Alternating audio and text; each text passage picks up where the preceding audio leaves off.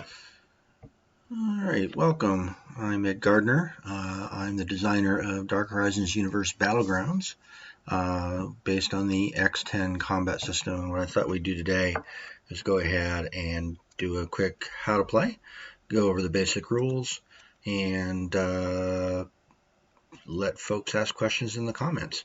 If you do want to try this yourself, this is available on Tabletop Simulator, and we'll drop a link in the description and the comments below. So first things first, I'm going to fire up Tabletop Simulator and load our assets. Tabletop Simulator is not free. It does cost, it's usually about 20 bucks, I believe, on Steam, but you can play a variety of tabletop games in it. And it's a great way for us to prototype board game concepts, because we can pretty much do anything we want inside the Tabletop Simulator. So as the Tabletop Simulator is loading now, we'll let that load up.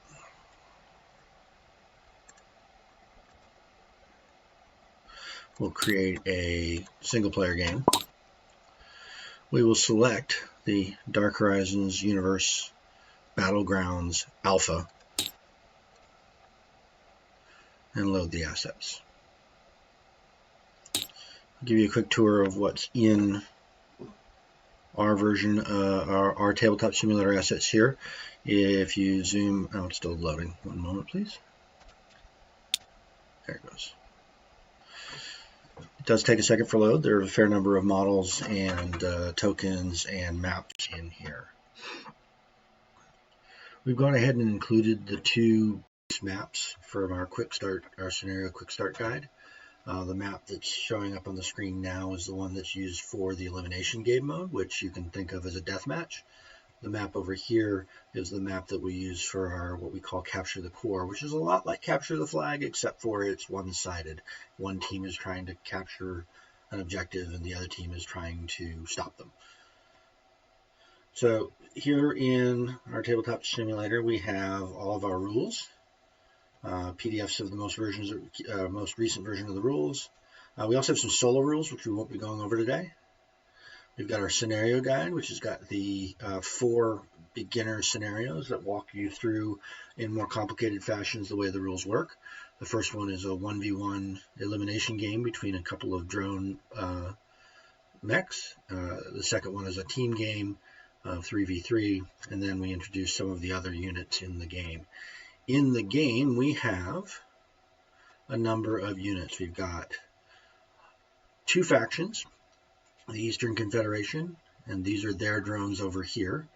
If you have played any of our video games, you will recognize these. These models are placeholders right now because they don't have any actual weapons mounted on them, but we're going to work to get that fixed here in the next couple of weeks. The blue guys are the Federated States, and these are their drones. So you've got scout drones, what we call infantry class drones, which are slightly bigger and more well armored, and then what we call assault class drones, which are even bigger and even better armed and armored. Over here we have the manned mechs from Dark Horizons Mechanized Core, a video game that was available on Steam and will be relaunched sometime soon on Steam as well. And these are not faction specific, and we won't talk too much about the story today, but they're not faction specific, so either faction can field these. And then for now, we have counters for our infantry, power armored infantry models, and we'll go over those later. Today I'm going to focus mostly on the mechs, so all these guys here, and how they play and what the rules are for it. So Dark Horizons Battlegrounds is a turn-based tabletop miniatures war game that is based on a system that we've called the X10 system. The original version of this game came out about 20 years ago and was based on the popular D20 combat system. We've decided to go ahead and build our own system, and we think that it works pretty well. And in our comparative playtests, it looks like it works about as fast, if not a little faster, than the D20 version. Also here on each player's side, we have our unit cards, and we've gone ahead and filled out units with default values. So this is a complete unit card. On the unit card, you'll see in the upper left-hand corner the base, what we call battle value. It happens to be equal to the hit points for this particular drone chassis. This is a classic Hunter Scout drone. So there's a card here in the center with the picture of the unit, the class of the unit, and some vital statistics. Walking through this, you see HP is hit points, GS is ground speed, DR is what we call damage reduction, DEF is the defense value, and FS is flight speed. There's also some additional statistics down here. Oh, you can't do that with the mouse. There's some additional statistics down here below the ATK value. These are associated with it exploding, colliding with another unit, or stomping, and there's some melee attacks that you can do. These particular units have linked weapons, so these manned mechs have linked weapons. That's signified by that cluster designation over there on the right. And the weapons have all their stats built into the stat cards. When you can build your own unit by selecting weapons that are appropriate to it, a base unit chassis card, and eventually some pilot cards, and we'll walk through a little bit of what that looks like too. But these are the defaults. So it's got linked ARC 50s. They have a range of 12 hexes. Ours is a hex-based game. They don't have a minimum range, which means they can shoot right up in front of somebody. They do 3d10 times 2 damage, and we'll get to the attacks in a second. And they are linked, and that's what that cluster designation here. So this particular unit can do 2 attacks on 1 turn when they select a weapon system. The drone units are very similar. They've got these light, different color blue background weapons. They're specific to the drone units themselves. But otherwise, battle value, hit points, weapons, and then there's a total battle value in the lower right-hand side, and we calculate that by adding up the base battle value of the unit and all of its weapons. So if you'll notice on these weapons cards, there's a little BV:60 on the DK5. That means that weapon has a battle value of 60. So a battle of 60 for the DK5, a battle value of 40 for the Federated States homing missiles, which is what that stands for. And that's another 100 points of battle value. 100 plus its base 200 gives you a total battle value of 300. As I said, this is a hex-based and turn-based combat game. So we'll go over let's come back to the rules here. If you come here to the rules, we start off with a setup where you pick a scenario from the scenario guide, which is here on there. It'll give you the total battle value for the mission, the starting units that you might have for that mission, and how to deploy your units on the map. So if you look at this particular one, the setup has got a deployment zone team 1 and deployment zone team 2. You pick from one of those two zones. You pick a side. One of you is team 1, one of you, the other player is team 2, and place your units according to the rules that are set up in the scenario. This particular scenario has an optional value about critical hits, and we'll talk about those in a minute. So once you pick your scenario, then you begin the setup. So you finish the setup, and then each side rolls for initiative. The higher value wins the initiative and gets to choose which side of the map they want to deploy on. So that's that team 1 versus team 2 thing. And then they place one of their units, and then you take turns. You don't have to place first if you win the initiative. You can choose to place first if you win the initiative. As a matter of fact, sometimes it's more beneficial to not place first and let your opponent place first so that you can respond to them. After all your units are placed, you use that winning initiative value to determine who goes first. And again, it's up to the player who won that initiative to determine if they're going to actually do the first set of moving and firing. In your activation, when you've decided who's actually going to move the first unit, you enter what we call the activation phase. Now, you can move up to 4 units in your turn. If you have more than 4 units, then some units won't move. Most of the scenarios that we have here have have 4 or fewer units. So you're going to be activating units in order and selecting which one goes first. And there's counters on the board to mark what unit activation order your units have gone in. Okay. After you've placed all your units and decided who moves first, then each unit goes through their activation phase. And in their activation phase, there's a movement segment and a firing segment. We call it movement and attack. It's really movement and firing. The first thing that you do is you move your unit up to its move values, either its ground speed or its flight speed, right? Flying units ignore most terrain, and flying speeds of over 5 can be mounted on top of most buildings. So if we switch over here to my save game, where I've got it set up, I've got these buildings here. So these are 2 scout drone mechs, one for each side, one for each faction. The Eastern Confederation scout mech here, and the Federated States scout mech here. When you fly in flying speed, you're technically flying up to and over 5 hexes high, and as at least 5 hexes high, and then as many as 10 hexes in a row, because each of these have a ground speed and flight speed of 10. Yeah, they're identical.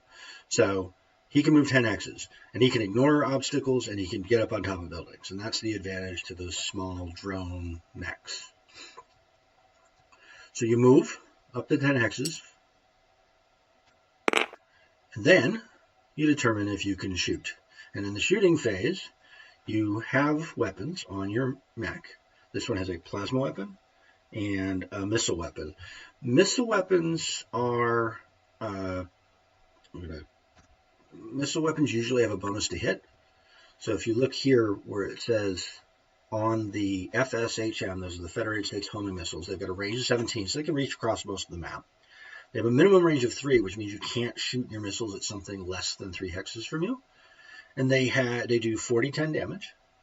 So you're getting one attack. You're rolling 1 die to see if you hit. An attack of 3, and the attack of 3 means that it's got a bonus of a +3 to hit when using that weapon system. Other weapons in the things are ballistic weapons. There's things like Gatling guns and autocannons, and energy weapons, plasma guns and laser guns. Ballistic weapons, their big thing is to do an extra D10 of damage when you score a critical hit, and we'll talk about that in a second. And energy weapons reroll 1s that are rolled during the damage resolution part of the attack. So in order to attack, you have to be able to see the other unit, and in this particular example, I can't, right? So then this guy would take his turn. So his turn is done. He's moved, and he's attacked. He can't see anybody. He would have to wait until he can see him. So this guy can move. The other thing about the drones, and all the drones have this particular benefit, is they get they get free turns, right? So they don't need to spend any movement, any of their ground speed or flight speed, turning and facing hexes. And hex facing is important. There are certain advantages to attacking a unit from behind. You get to do an extra bit of damage. So facing is important. So all the drones are allowed to face any direction once they land, whether they're flying or walking. So now this guy can see the Hunter Federated States drone, and he would, with his weapons, his choices are homing missiles or a scout Gatling gun. Now you choose which gun based on a couple of things. 1, is it in range? 2, do you like the bonuses or that are associated with it? And 3, if you look at the damage description on the scout Gatling, it's 2d10 times 2. Anytime you see a multiplier like that, you're firing what's called a volley weapon. So in a normal weapon without a multiplier there, you would just roll 1d10. So for firing the missiles, I got a roll of an 8, right? I'm trying to score over the defense value. So I need a 6 or better to hit that scout that's unmodified. Different modifiers play different roles. If something is partially obscured, you're basically going to add another one to the difficulty of that. You're either adding to the defense or subtracting from the roll, whichever way makes most sense to you. If there's any doubt of whether or not there's something between you and the other unit, you always make it harder to hit that other unit. So on this particular map, there are some trees that we don't actually have modeled for. Shooting through trees of shooting through different kinds of cover adds different penalties to the actual attack. And those are all going to be illustrated in here. So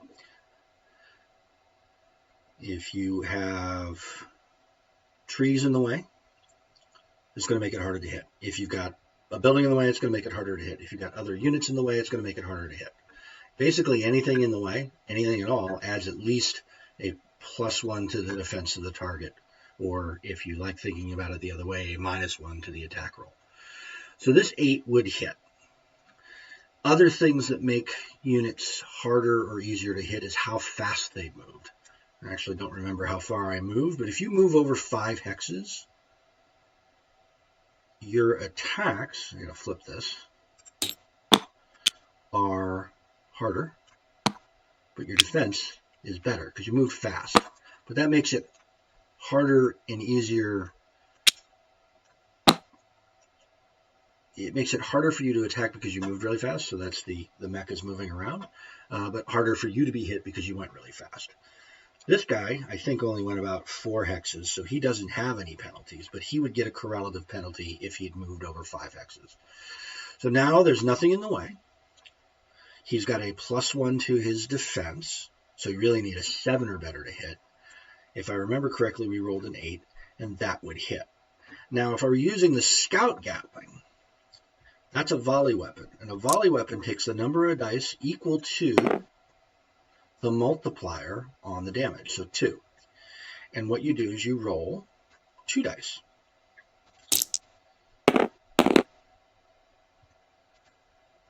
And we got a 4 and a 2, so neither of those would have hit. But that means if both of this would have been, say with these both would have been 8s.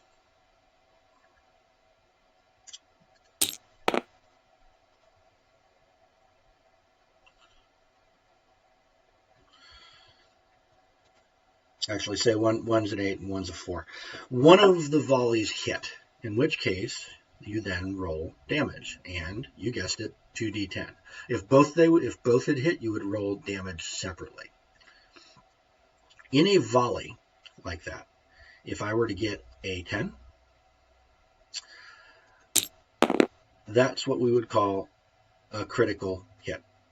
And that branches out into doing even more damage once you've actually scored that. But if this were my result, that would be 1 critical hit and 1 regular hit. I'd roll 2d10 for damage. So I did 12 damage with the first volley, and then another 2d10 for damage, and I did another 11 damage for the second volley, so that is 23 points of damage total. The first shot of the volley, you take the damage reduction off of that. So that first shot was 12, so I really only did 6 points of damage. 1, 2, 3, 4, 5, 6. And then I did another 11. 1, 2, 3, 4, 5, 6, 7, 8, 9, 10, 11. I think I did the math right. And then that is my remaining hit points. When you score a critical hit, and in the first mission we don't recommend playing with critical hits, but you can, you roll on this table depending on what sort of unit was hit. There's a table for the man mechs, there's a table for the power armor, which aren't in this game, and we're just using drones, so it's all going to be on this DHMC drone table. If you can see on here, a roll of 1 to 2 just does extra damage, and it's a lot of extra damage. A 3 to 4 reduces the target's movement value by 2, so instead of being able to move 10 hexes, he could only move 8. A weapon malfunction, you reduce the attack value by 1, so you get a permanent -1 to hit. Now you might have noticed that I've got these counters over here, and I threw them on the board. You can just as easily put them here on the unit card to remember that there are bonuses. The movement bonuses, though, come off between turn the next time that unit moves. They stay there until the unit moves again. Any permanent bonuses stay on. So some people, when we play this with like our real miniatures and our real boards, we put these ephemeral bonuses and detriments on the board next to the unit, and anything permanent goes right here on there, so you don't have to write anything down. We're using these little score counters in the actual board game. There'll be a score pad. There are also some great 3D printed score counters out there that work a lot like this. But we figured that we'd make the writing down as little as possible. Also, each time you activate a unit, the first unit gets a 1, the second unit gets a 2. This is just a 1v1, so you're not going to see that. But you want to mark that that unit went first, whatever unit went second, etc. Because when you have less than 4 units, it repeats back in the same order. So in this particular case, it's just going to be 1, 2, 3, 4. But when there are 3 units on the table, it's going to be 1, 2, 3, and then the first one goes again. So we've moved, we've attacked, we've dealt damage, right? We've taken our first activation of the game, of the first turn. Now we go to our second activation of the first turn, and we do it again. And we do this 4 times until 4 units have activated. Either the same unit is activated 4 times in the case of this 1 versus 1 play, or that 4 units have activated in sequence as described before, right? So once you've done each swapping 4 times, then you're on turn 2. And in the oh no, we moved it. We used to have a turn counter here. You can use one of these turn counters to keep track of what turn you're on, because the game is over at the end of turn 6, whether or not you've destroyed the other player or not. So that's the basics of moving and attacking. When you get to the end of the 4th activation on the 6th turn, you either score the game, and I'll talk about scoring in a second, or if you've met a victory condition, you've won the game.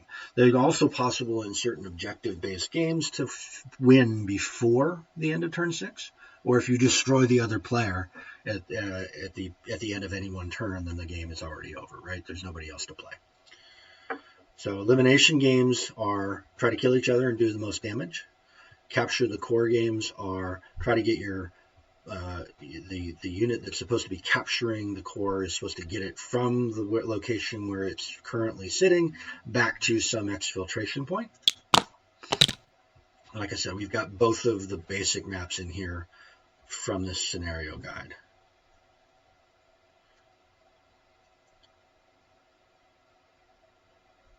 With setup instructions. The way that the scenario guide is set up is we're introducing more complexity in each of these missions. So this first mission is 1 versus 1 with the scout class drone mechanized units. The second mission is a 3 versus 3 using one of each of the different classes of mech on each side. I think I've done that wrong. Oh, no, there it is. And that works in the same way. And there are default unit configuration cards down here for all of these. So here we would have a 3 versus 3. And on our first activation, say we moved the scout. The second one, we moved the assault. The third one, we moved the infantry. And you have to move a different one if there's a different one to choose from. You can't just choose to move the same one 4 times. And then the fourth one has to be the unit you activated first. And that's the basics of movement and combat. And that's the basics of the elimination game mode. We'll do other videos around how to play Capture the Core, because there's a little more complexity to it. But right now I want to talk a little bit about these units here.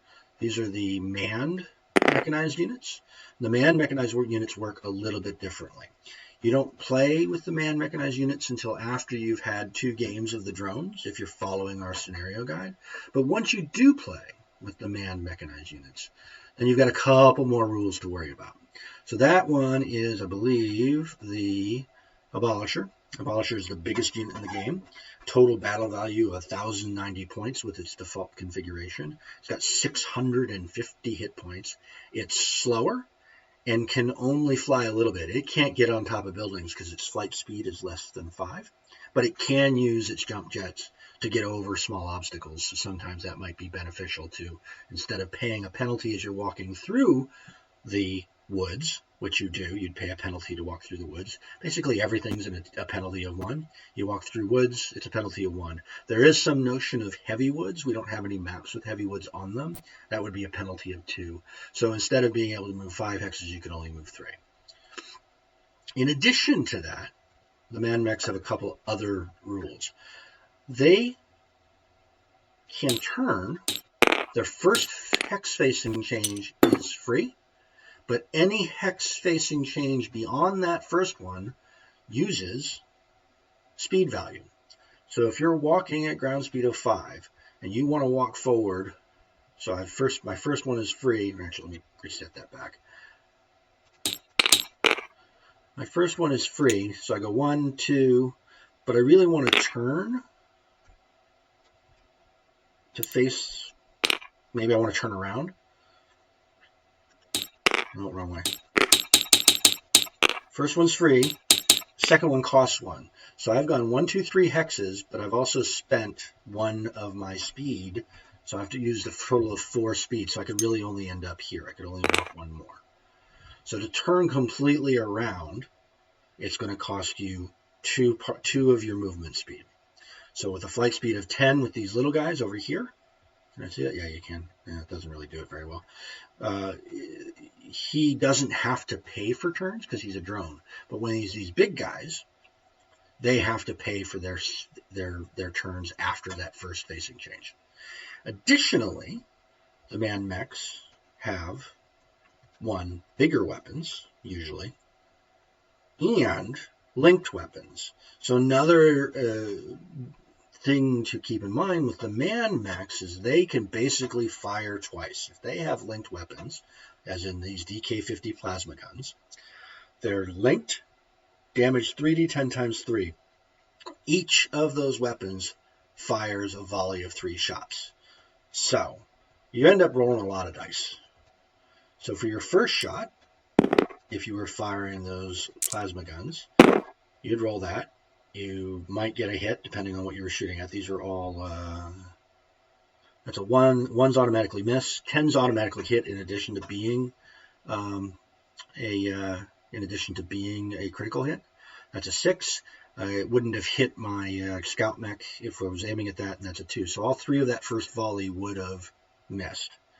The second one, and if you get a 10 on any of these, you only do 1 critical. That's actually a pretty important thing to remember. The second volley, there's a critical, a miss, and probably a miss. So it did 1 hit, but if you recall, that 1 hit is 3d10 damage. So now I roll 3d10.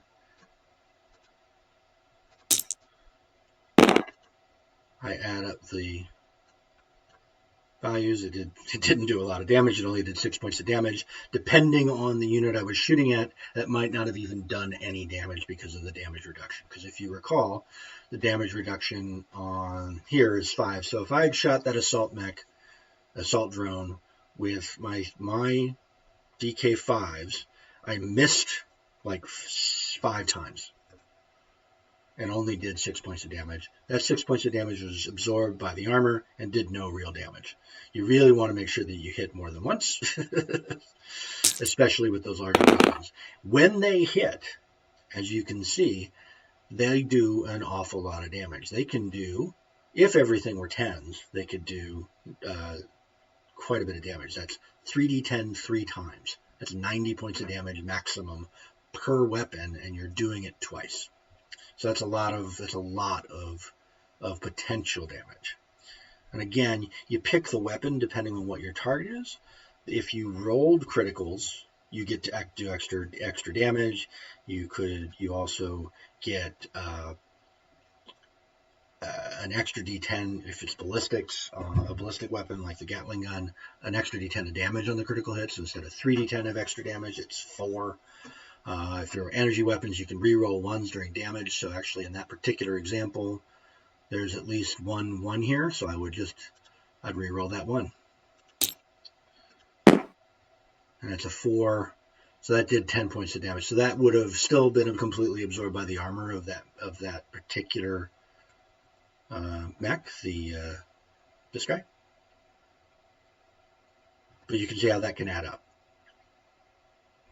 Otherwise, they follow the same rules. They move, and then they fire, and then someone else moves and fires, and then you pick a different unit to move and fire, and then someone else moves and fires.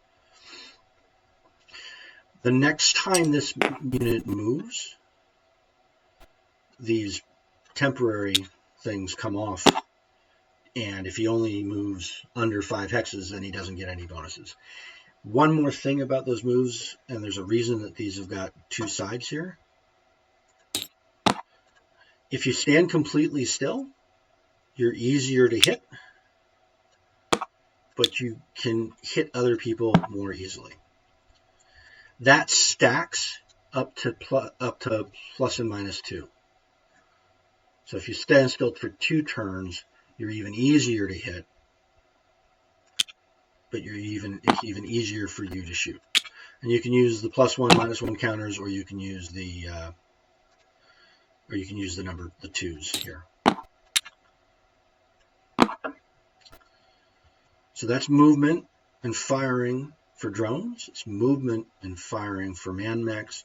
And then last but not least, and in the very last mission, I think it's the very last mission in our scenario guide, you can use infantry. And these infantry models, let's see if we can bring this up here.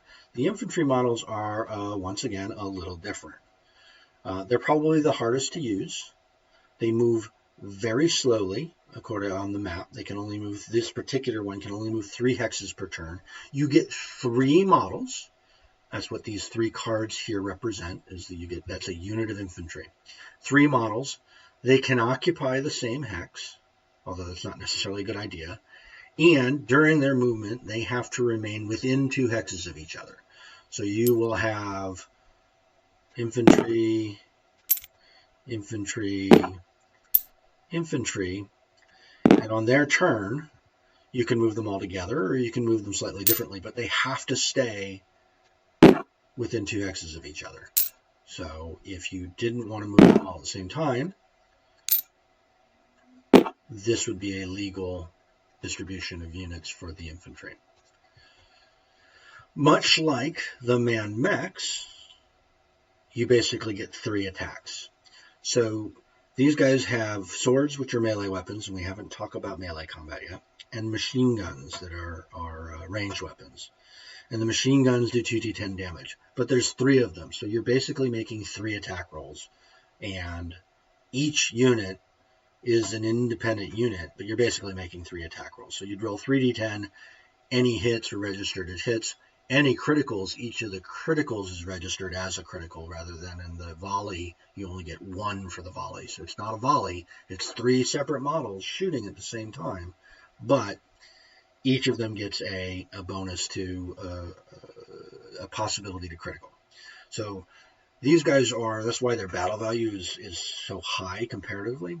They're very crunchy. They have very few hit points per model, and only a total of 90 for the whole unit. As they take damage, they're also incredibly difficult to hit. These have a defensive 8, which means that you need an unmodified 8, 9, or 10 to even hit these with weapons. They're never going to have movement penalties, but the shooter might. That said, they can also do a couple other things. So they're really hard to hit. They're really hard to hit, and if you're surrounding a mech,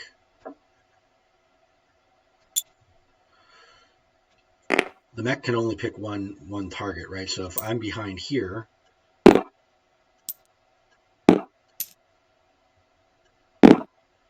you end up with a challenge. Now, some games, we've added this little bit of scorekeeping right here on the mechs, on the power armors, that you can keep track of each infantry's life. That may not scale very well in your game. You can go ahead and treat their life as aggregate, and as soon as you've done 30 points of damage to this particular unit, just remove one of the models. Or for a more challenging thing, keep track of each of their hit points separately. And then when they're dead, and they come off the board. And that's true of all. Actually, we can talk a little bit about when units come off the board in a second. Otherwise, each unit is tracking his own damage. They can do a couple of things. They can, as a attack action, make sure I get this right because it's important to get it right.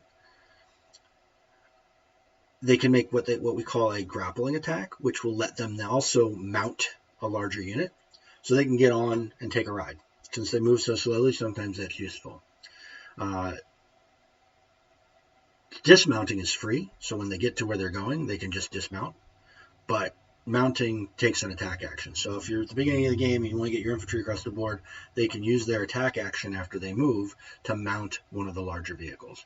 And all 3 infantry models can mount any of the larger vehicles. There's no current restrictions on that.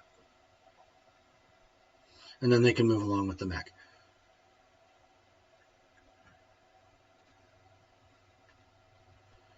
And then when they get to where they're going, they dismount. And you dismount them according to make sure that they're at least 2 X's away from each other, and that's good. We do have some rules about buildings. I won't go over those. I'll leave that for a separate video. But they can also mount buildings similarly. They take a grapple action, and then they're in the building, and then they're even harder to hit. A couple other things that I don't think I've talked about. Certain weapons, and you can read this in the rules yourself, certain weapons might have splash damage and might have an impact on the terrain. So in this particular case, there's some wooded areas here. When we play on the tabletop, we've got models for the woods. And the missiles, when they explode, sometimes do splash damage around them and can take out the trees and make the trees go away. We'll probably put something in here to zero out these and say this is no longer a tree. Additionally, when you are within 1 hex of a model, you can choose to make a melee attack. And the melee attacks are pretty simple rock, paper, scissors, at least in our basic mode, where if you choose melee, you each roll a die, and whoever's got the highest value does the damage with their weapon in the melee attack. The infantry guys have these really great swords, and the swords ignore the damage reduction, and that's something you can look at in the rule book. There are certain weapons that will ignore damage reduction. The flamethrower will ignore the damage reduction on infantry, so it's really good against infantry. The sword will ignore damage reduction against mechs, so it's really good against mechs when you're sort of grappling and on top of them. But rolling that roll-off dice, whoever wins does their melee damage to the opposing unit. And that's where this stomp damage, this STP damage comes in. So if the assault drone wins the melee, he does 2d10 damage back to this stand and ignoring damage reduction. So that can be one way to take melee out, is you can step on them if you don't happen to have a unit that's got a flamethrower. Like this one doesn't have a flamethrower. This one doesn't have a flamethrower. So using infantry can get a little complicated, which is why it's in the last mission. Last but not least, when a mech is destroyed, it's removed from the board, but it also explodes, and it explodes with this damage. So it'll do 2d10 damage to every hex around it. So if this guy right here exploded, he would do, and he's the abolisher, so he's a big guy. I think it's 3d10 times 2. So up to 60 points of damage. So him exploding could take out that whole infantry stand. And I think that's it. I think we've covered terrain, we've covered movement, we've covered the 3 different unit types. We haven't covered capture the core. I'm going to save that for later. And we haven't covered the solo rules, although we do have solo rules. They're relatively straightforward, but I'll do another video on them. We use a very simple deck of cards system right now to determine what the opposing force uses. we'll, like I said, make a video about that at some point in the future.